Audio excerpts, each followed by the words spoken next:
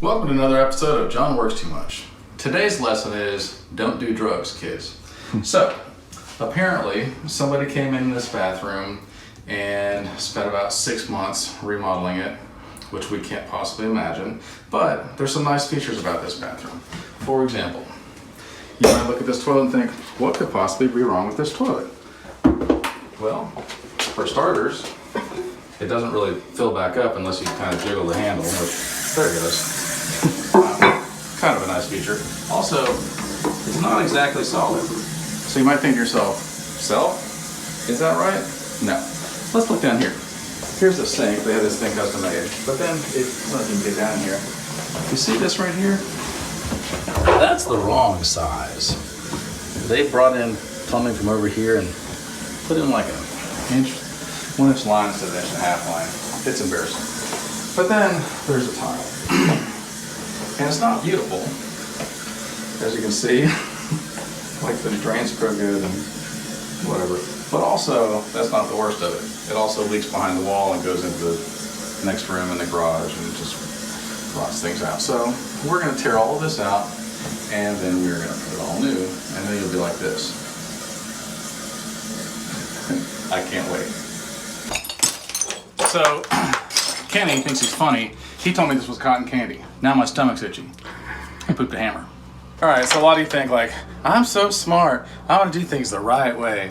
And maybe you like put Hardy on here, and then you put this membrane on here, and you think, and now it'll never leak because I use the right product, but I use it the wrong way. So this is your shower pan, this gray stuff right here. This is like a rubber, right? So this should go down underneath. There's a drain piece you can't see right now. You silicone that, and then that comes up, and then it's supposed to come up behind everything, so that whenever you put your rock on here, green rock or hard or whatever, then and then your tile, that then if water runs back behind there somewhere, then it doesn't go into your wall, which is what's going on here. So the shower head is spraying right onto this, and this doesn't come up and over. And yeah, it's cute that you got this membrane and that you got the Hardy, but this is basically a pretty new shower that we had to completely tear out. It was done right by a professional. So don't do that. So today we got a late start, mostly because we had to take time to go to the dump, and the dump is ridiculously slow. So it's almost lunchtime, but we're gonna go ahead and get started. So you're probably thinking to yourself, how do I lay tile in a shower? Well, the first thing you wanna do, because a shower pan slopes towards the drain, then you wanna make a level line all the way around so that your tile is gonna go on there and land at a level place, right? Now, a lot of you are probably thinking to yourself, who were the first people to use water level? That's interesting trivia. The answer is Egyptians.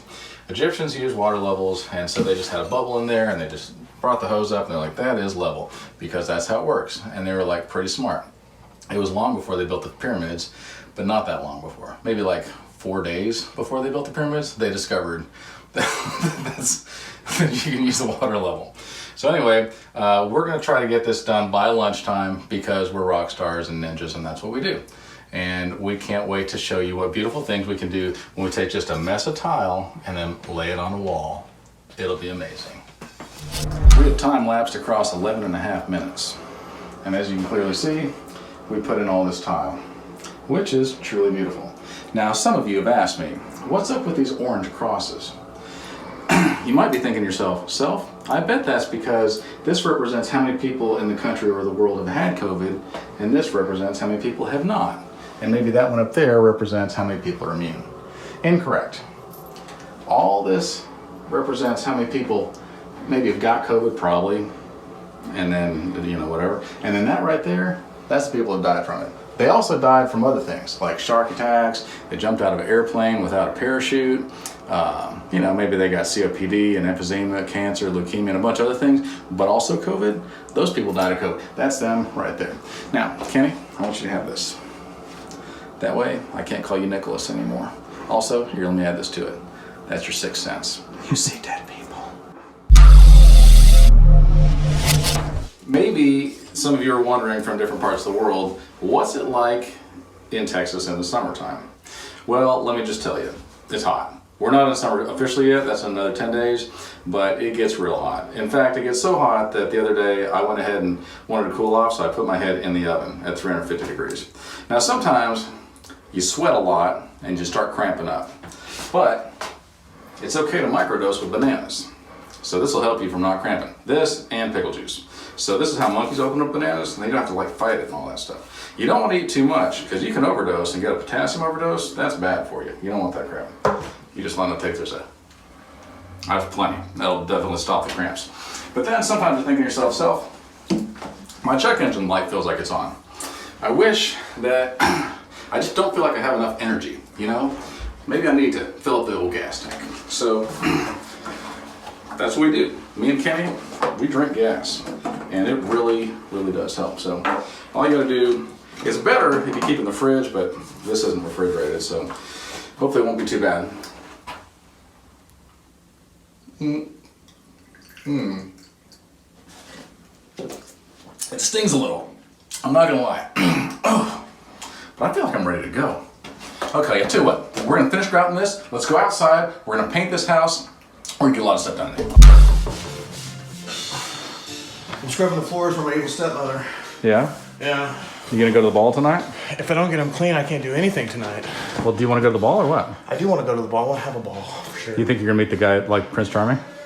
Well, considering I'm a guy, I'm hoping I'm going to meet Princess Charming. Princess Charming? Yeah. And instead of losing a glass slipper, I might lose like a glass work glove or something like that. Oh, a glass work glove. Yeah. Do you have any idea what this Princess Charming's name is? I think her name's probably starts with an R, ends with HL. Oh. Yeah. It's not going to be too hard to find the right person for the glove to fit because there's not enough hard workers out there anyways. So you can just knock out 95% of men and go around to all the hard workers, you know. Eventually you'll find me. Oh, snap. Yeah.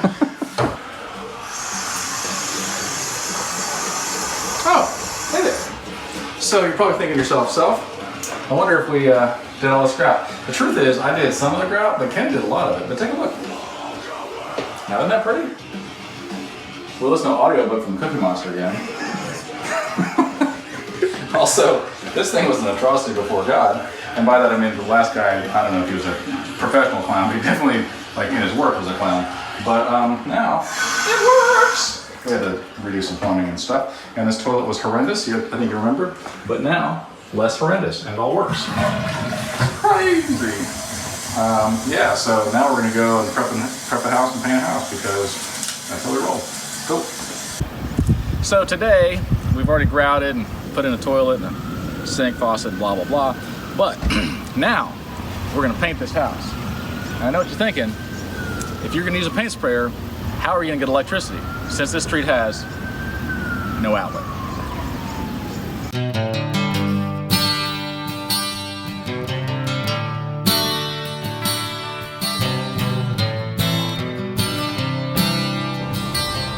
Ken, what are you doing? Well, this is one of those rare cock gun trees. And This is? Yeah, since How can you tell? Is it the leaves or the trunk, the bark? What is it? it's the way that it's all swirly and stuff like that. I don't want to get too technically involved with how the tree looks. But I thought, considering, you know, all your cock guns are all gunked up and stuff like that, I might try and find me a nice ripe cock. Oh, look, let's see. Kenny, cock gun, just wait a minute. Yeah, and you pluck it right off. And it's just ready? Cock gun tree. Yeah, look, check it out. So working out in this Texas heat, you sweat a lot, right? And it's actually really good for you because you can lose quite a bit of weight. So I know a lot of you have been eating and porking up during this quarantine. Of course, we haven't. I've gotten almost, not quite yet, almost down to my original birth weight. And I know what you're thinking, that's retarded, you can't do that. Here's the thing though. When I was born, I was 175 pounds. My poor mother. God only knows what she had to go through. Anyway, I'm 180 now, so I think probably about 4 more hours working in this heat, I'll be down to 175 and we'll be good to go. But here's what I'm looking for, right? I think that with enough sweating and enough effort, I could actually float. I could get to negative pounds and I could float. Later on, I'm gonna make a video. Once I get to that weight, I'm gonna make a video and you're gonna see me just floating. That's how we get up high. We don't use ladders, we just float up there. Really amazing. Hey, Liz. Hey, is Liz short for lizard? No, Elizabeth. Oh, excuse me, that's very embarrassing. Oh, hey there. In production, nobody ever says, let's fix it and prep. They always say, let's fix it in post. In other words, we're gonna be real lazy about this, and then we're gonna let some poor schmo that's stuck inside a room somewhere, he can fix all of our problems that we didn't address because we're too lazy. But we don't do that. We fix it in prep. So, we replaced that fascia board up there, that's that gray one. We caulked everything all the way around the whole house, and we're painting the brick too, so we caulked all the cracks in the brick. Now, speaking of cracks, this really makes me sad to talk about this. And I'm not crying, they're cutting onions out here somewhere, and look, somebody decided to fact check us, okay, on our last video. I didn't believe it either, but I saw it with my own eyes, and Kenny plucked one of those caulk guns from a caulk gun tree. It's real, it's on the internet, and you never mess up a good story with facts. So please stop that, it's embarrassing for all of us. All right, we're gonna paint this now. So many people are like, John, do you take anything seriously? All you do is joke around all the time. I'm about to show you how to really paint this wall. I painted the top part already. The fascia, that's this top part. That's gonna be a different color. We'll do that tomorrow. But we painted this gable, that's the triangle is the gable. And we painted some of this, but I'm gonna paint this right here in about, I don't know, we'll see how long it takes. I'm thinking probably less than 20 minutes, but maybe way less.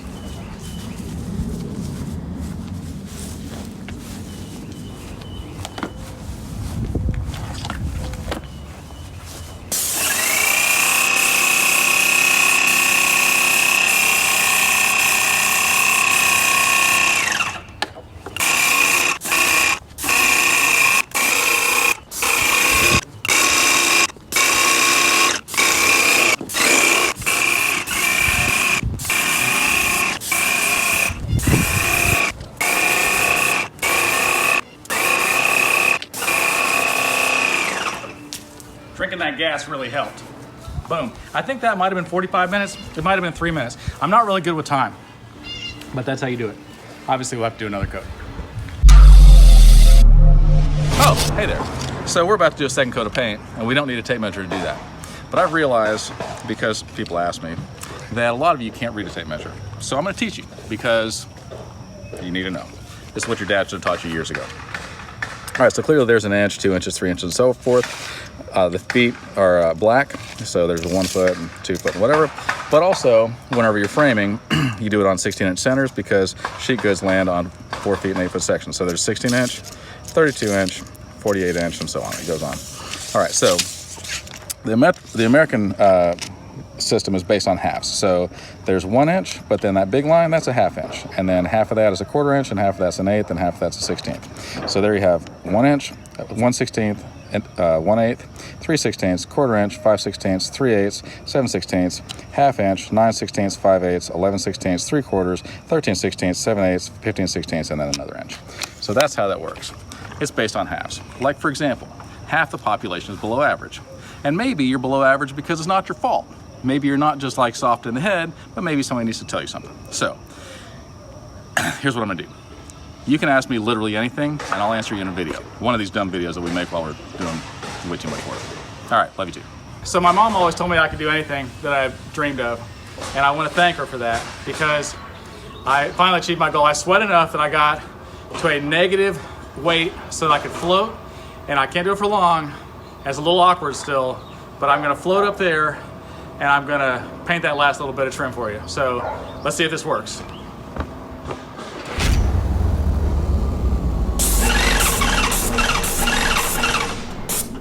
So we're here and we're wrapping up this job. We had to painstakingly milk vanilla extract out of vanilla beans to get the rest of the color we need for our color mix on our paint.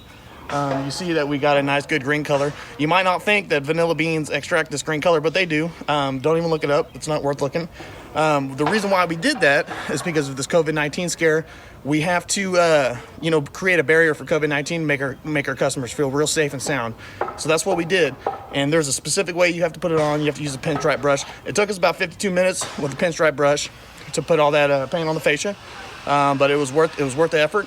And so what we're gonna do now is we're gonna sit here and we're gonna enjoy this job. We did some feng shui. We moved their furniture around and stuff. I don't know if you can see the front porch right there. But that's beautiful. Yeah, we put stuff back, I know some people don't like to do that, but we do just because we're nice guys. As you can see, it's beautiful. I mean, I don't know what else anybody else could ever want for their house other than this beautiful performance art we just did for them. Can you do a interpret advanced for us real quick? Okay, yeah, so like this. Oh no, that is good. That is good. And that's what we do. That's our end of the job dance. So that means we get to pack it up and go home and sit in some AC. And that's always good in this Texas heat. It's still early. Yeah. Hey, if you got a pool, I miss you. Yeah, I miss you too. Please call us. Later that night, Matthew walked into his room and a thought occurred to him. When he went to turn on a light, he never wondered if the darkness would overpower the light. There wasn't really a struggle between darkness and light, or good and evil. This was life-changing to him. Darkness is not the opposite of light. Darkness is the absence of light. Cold is not the opposite of heat. Cold is the absence of heat. You can't add cold to something.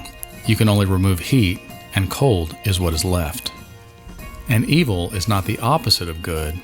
Evil is the absence of good. Once a light is on, the darkness disappears instantly. Once good enters a room, evil flees as well. The only time that darkness prevails is when there is no light. The absence of light creates a void, and all that is left is darkness. The same must be true of good and evil.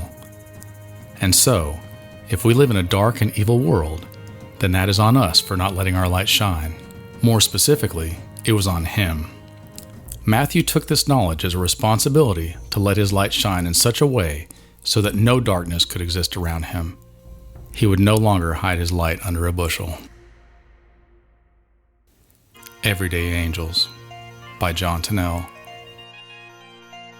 Available on Amazon, Audible, and Kindle.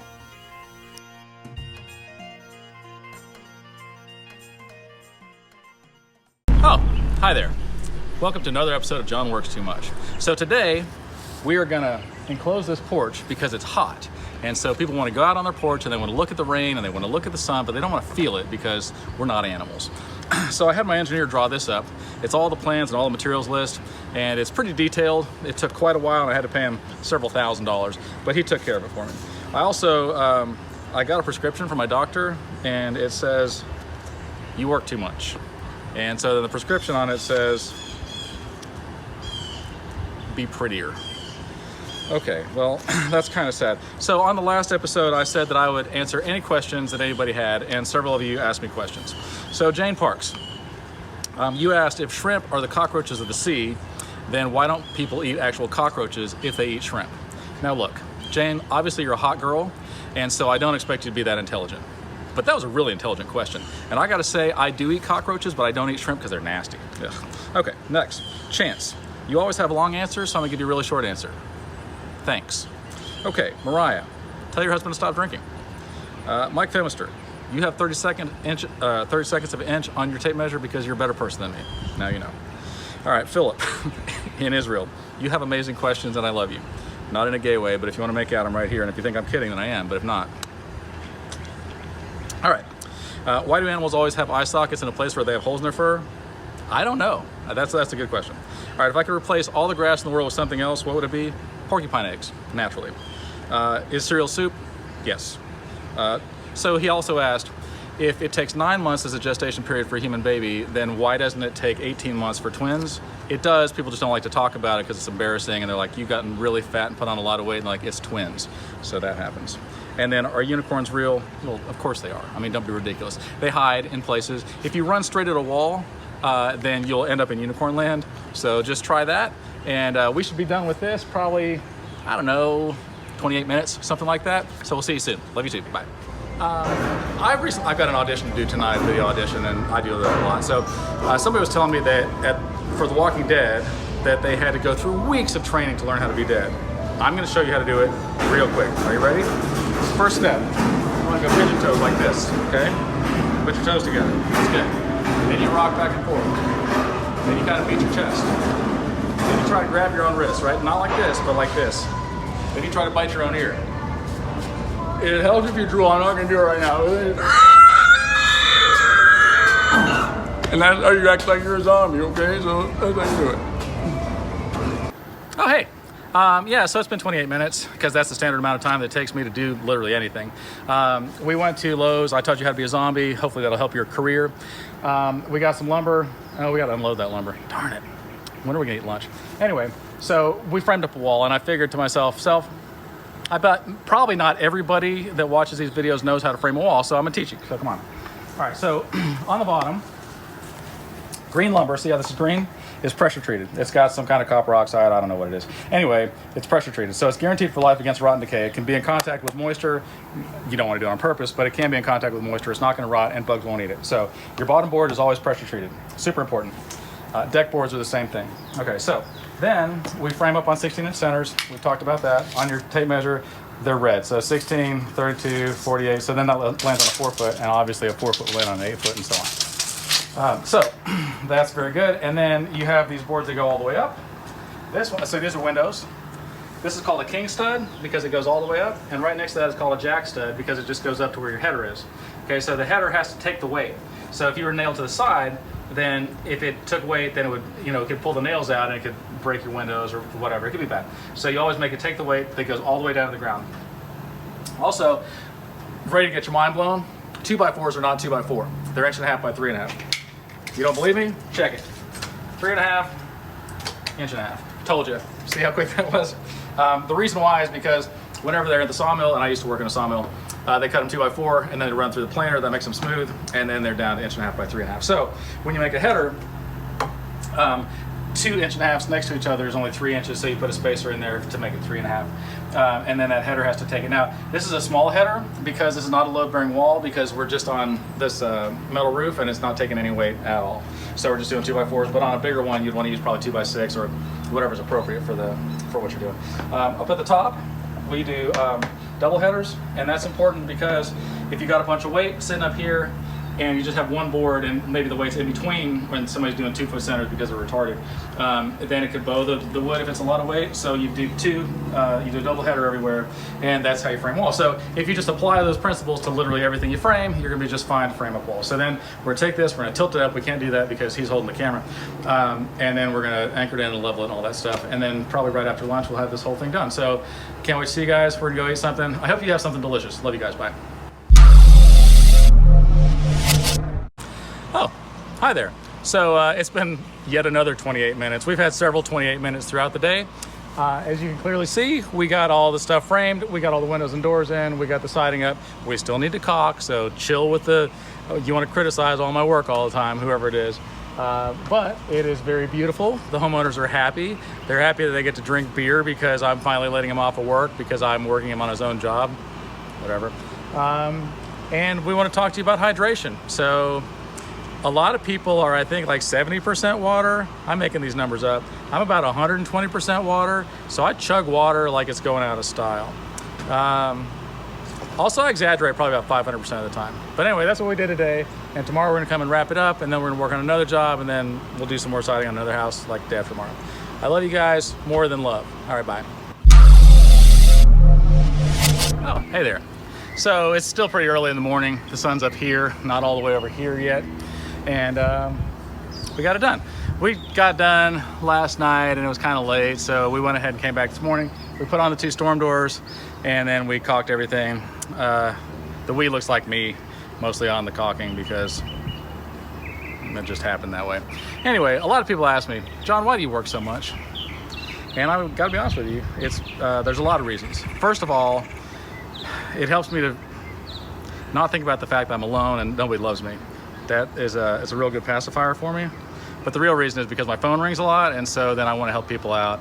And the Bible tells us to work as unto the Lord, so that no matter what we do it as if we're doing it for God, with excellence and with love. And so I love doing this for people, and that's why. So this wraps this one up, and I'm going straight to another job, and then another job, and then tomorrow we'll start yet another job. So love you guys. See you soon. Bye. What would you be willing to lose to get these answers you seek? Would you give up everything? Eli is gentle. Don't you remember? You thought that was a dream, but that was me. I know this is hard, but you asked for the truth. Jacob looks around the hall. No one seems to be in the hospital but them. All the normal busyness has ceased completely. There's an eerie silence. You're kind of freaking me out. How did you know about that? Eli continues walking and Jacob follows him into his daughter's hospital room. Jacob gets emotional. Look at how calm she is. How I wish that were me instead of her in that bed. Eli cringes. Funny you should say that. Suddenly, a voice comes from above in Rose's room over the PA. It's the judge's voice from the courtroom. His voice is deep and ominous. He speaks with authority and conviction. It is time. Show the man the truth. Jacob Mason, you are about to have the answers that you seek. Nothing is what you think it is. Nothing. Available on Amazon and Kindle.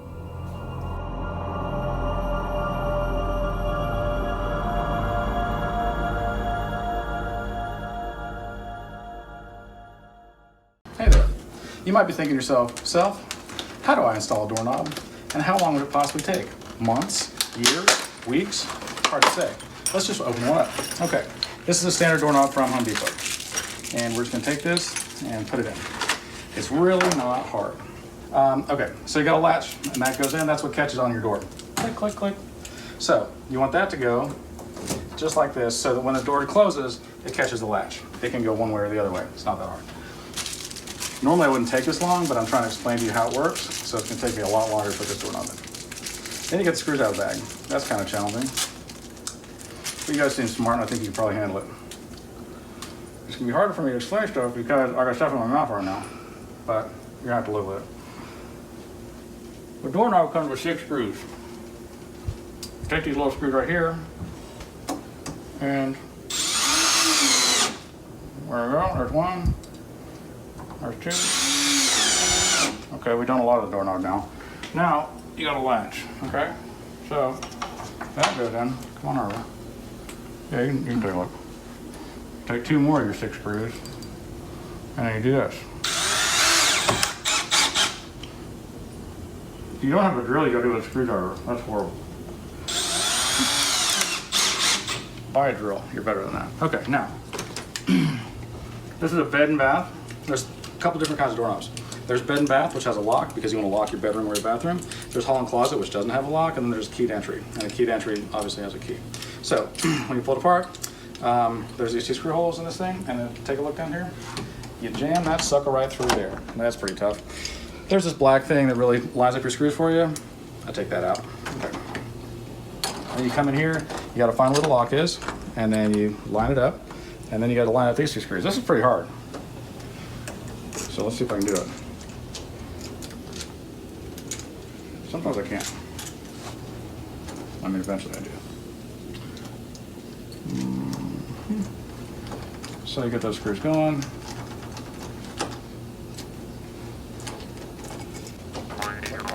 So anyway, you get the 2nd screw in there eventually, and then it turns, and that lets you lock, and then boom.